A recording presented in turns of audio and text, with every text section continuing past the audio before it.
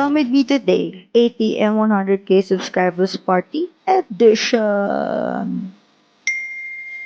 So, ayan, on the way na ako ngayon sa office. And it's 8:30 AM pa lang kasi ang call time namin is 9 AM, so early bird na ako. And ngayon, nandito naman tayo sa loob ng studio ng All Out Sundays kasi katabi lang ito ng venue kung saan gaganapin ng ATM 100K milestone party.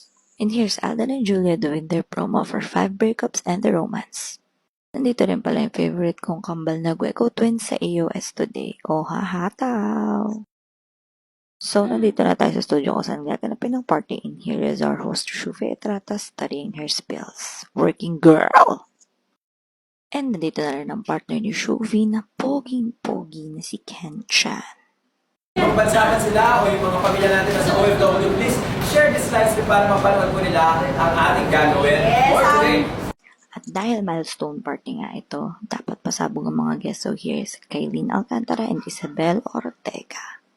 Siyempre, sinapresa na rin namin si Miss Bea Alonso dahil napadaan na rin siya dito sa aming milestone party.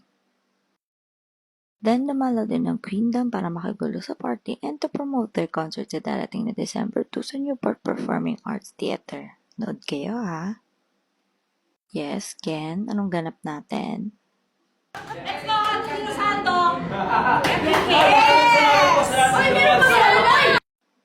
Yes, Teya, paano? Siyempre, hindi magpapahuli ang Team Jolly at dumalaw din sila dito sa ating milestone party. So, ayan, naglaro sila ng red flag, green flag. And ang last na guest natin for this party is Horizon at nag-promote sila ng kanilang bagong album sa ating party.